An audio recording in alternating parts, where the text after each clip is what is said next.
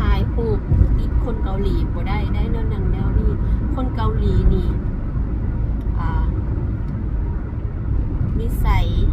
ใช่ป่ะเนี่ยนิสัยถ้อยอย่างนั้น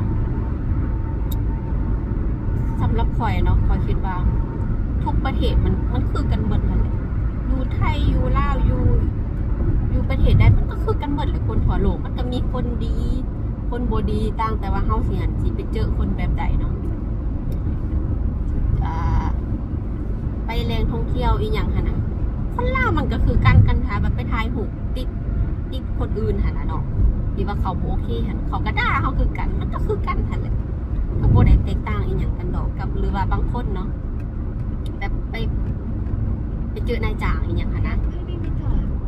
มันก็คือกันคนลาวก็คือกันมันก็มีคนเอาเปรียบแต่ว่าแบบบ้านเฮาแบบไป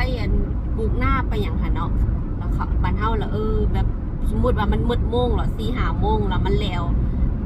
โมงหันมืดแล้วแต่ว่าหน้าหันมันซ้ำยังน้อยนึงอย่างสินะเฮาก็ขอกันว่าขอซอยอันนั้นคนเกาหลีมันก็คือกันแต่ว่าเขาหันโมงเป็นโมงเวลาเป็นเวลามันนั่นอยู่พี่หันแบบเขาต้มตัวเวลาแท้ๆนี่ได้แบบเวลาเขานัดกันโบกับมูคู่แบบอีหยังหั่นนะเฮ็ดเวียกอีหยังหั่นนะหรือว่ารถโดยสารอีหยังหั่นนะเขาต้องแท้ๆหน้าที่นั่นต้องออกหน้าที่นั่นเดียวนั่นเลยได้มันบ่ได้สิมีว่าถ้าคอยบุญนึงเด้ออัน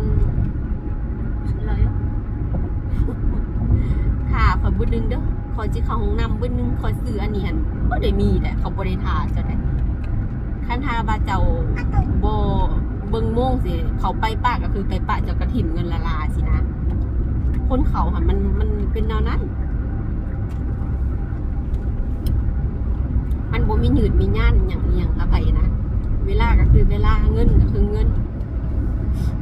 สำหรับข่อยมันก็โอเคมันคืนกับว่าเฮาหันสิไปเจอคนแบบใด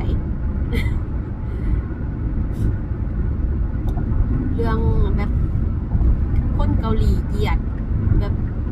อาจจะคนลาวบัดนี้เดี๋ยวอาจจะมาแบบคนเฮ็ดเบียกมาก่อนแล้วเขาเหยียดกันหนาแบบบอกใส่อีหยัง